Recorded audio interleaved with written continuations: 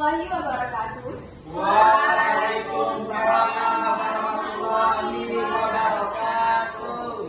Kami dari Pondok Satun, saya Zalfa Putri bersama saya ada Kawanza, ada Naisara, dan ada Amri.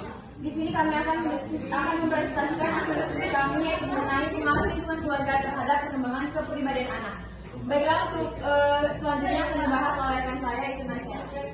Baiklah, saya akan menjelaskan bab 1 yaitu pendahuluan.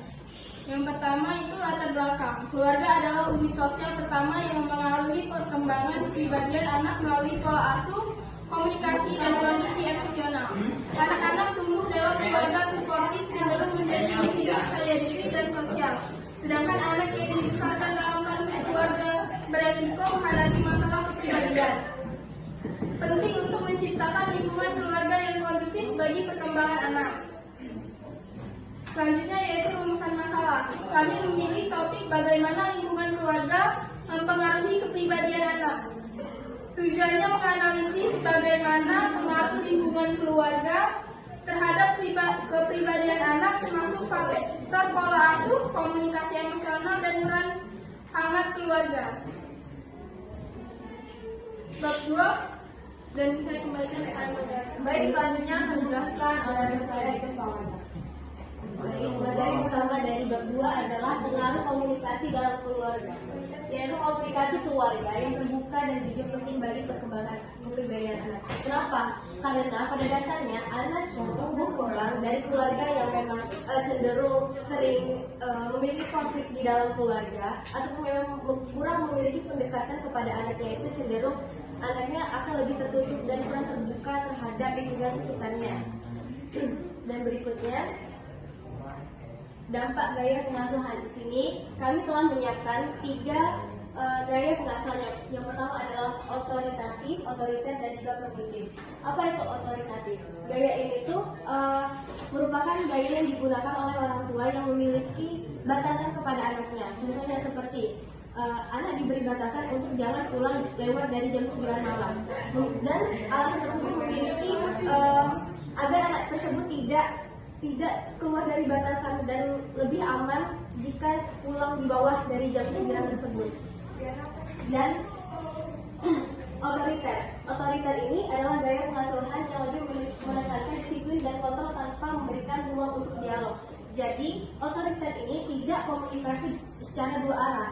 Jadi hanya mengikuti kehendak dari orang tuanya sendiri. Seperti contohnya, anak dituntut untuk sekolah dan melanjutkan les, ataupun melanjutkan kegiatan-kegiatan lain yang di luar dari keinginan anak tersebut demi mengikuti kontrol dari orang tuanya. Dan berikutnya adalah gaya permisif. Gaya ini memberi kebebasan tanpa batasan yang jelas. Jadi orang tua tidak ikut andil dalam perkembangan dan pertumbuhan dari si anak tersebut, sehingga anak tidak memiliki batasan yang jelas. Apakah aku boleh melakukan hal ini? Apakah aku tidak boleh melakukan hal ini? Sekian dari saya, terima kasih. Saya kembalikan kepada moderator. Baik, untuk materi selanjutnya akan dijelaskan dan disampaikan oleh saudari Amri. Untuk materi yang ketiga itu ada model peran dalam keluarga. Anak yang cenderung tumbuh dalam lingkungan keluarga yang positif, mereka akan memiliki karakter yang baik dan terbuka. Sebaliknya, anak yang tumbuh dalam keluarga yang cenderung negatif, seperti banyak terdapat konflik, anak tersebut akan memiliki karakter yang buruk. Lalu ada yang keempat, nilai dan norma dalam keluarga. Nilai-nilai keluarga terbentuk melalui pandangan anak terhadap dunia. Keluarga yang mengutamakan pendidikan dan rasa hormat cenderung membesarkan anaknya untuk selalu memotivasi diri dan percaya diri. Lalu anak-anak yang tumbuh dalam keluarga yang negatif, mereka akan menghambat kepribadian diri mereka sendiri. Perhatian dan kasih sayang orang tua juga penting untuk kesehatan emosional anak, membantu mereka membangun hubungan sosial yang sehat.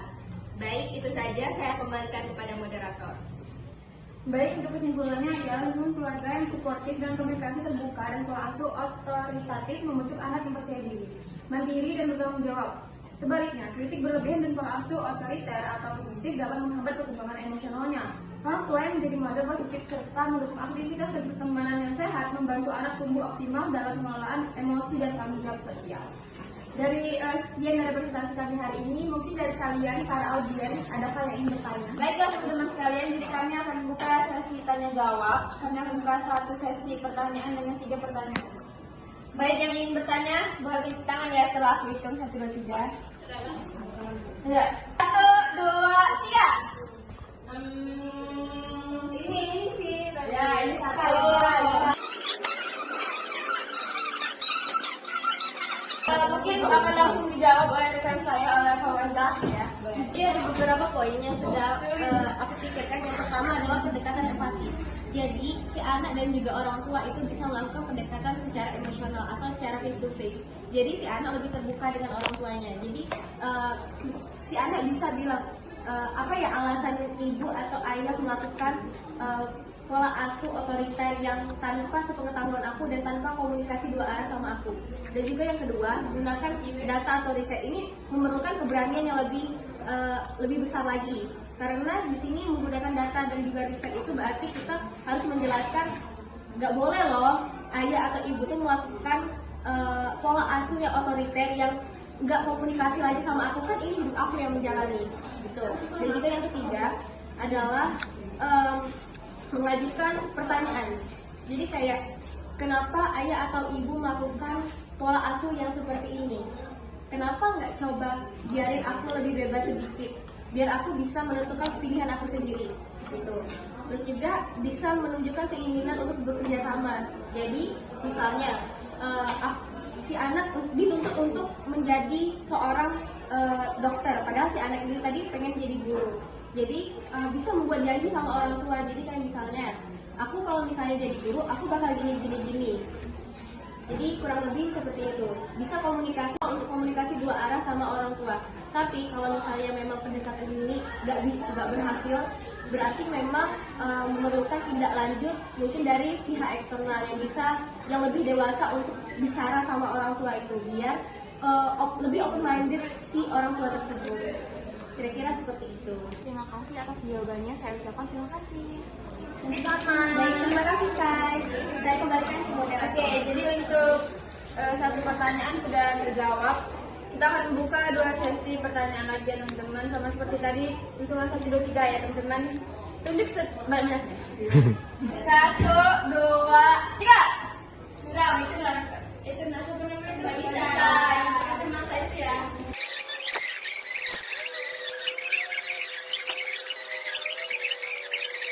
Anda langsung jawab dengan saya dulu, Mesela. Boleh langsung Mbak? Baik, dari pertanyaan pada saat tadi aku mau jawab. Jadi perilaku menyimpang yang dilakukan kamu buat orang tua kamu bisa perhatian sama kamu itu termasuk kurang efektif dan kurang sehat. Karena itu tuh bisa menyebabkan kamu terbiasa melakukan hal itu. Jadi jika suatu saat kamu kekurangan perhatian lagi dari orang tua kamu bakal melakukan hal yang sama dan itu bakal terus terjadi, dan itu bisa mengganggu perkembangan mental dan sosial kamu. Sekian jawaban dari aku. Apakah sudah cukup? Terima kasih. Oke, apakah yang lain ada yang ingin menanggapi? Tidak ada. Terima kasih. Satu lagi ya pertanyaan teman-teman. 1, 2, 3. Itu Nafisa cepat tadi. Oke, baik Nafisa atas pertanyaan yang telah diberikan kepada kami yang akan langsung dijawab oleh saudari Anggun. Silakan. Ya, itu teh. Jadi gaya pengasuhan yang paling baik itu gaya otoritatif. Karena gaya otoritatif ini menggabungkan kasih sayang dengan batasan yang jelas. Kalau gaya otoriter itu mempunyai kekurangan di mana seorang anak itu akan lebih cenderung memberontak dan melawan, dan itu akan menimbulkan penyimpangan tadi seperti yang ditanyakan oleh Vanessa. Untuk yang permisif itu memiliki kekurangan juga di mana seorang anak akan cenderung lebih bebas, sangat bebas dan tidak tahu batasan. Jadi yang paling baik itu adalah gaya otoritatif. Apakah dapat dipahami? Oke, baiklah teman-teman sekalian. Apakah pertanyaan dan penjabaran dari kami sudah jelas? Sudah. Oke, baiklah teman-teman sekalian, itu tadi pemaparan materi mengenai Semoga materi dari kami hari ini dapat diterapkan oleh orang tua dan anak-anak di luar sana. Sekian dari kami, wassalamualaikum warahmatullahi wabarakatuh.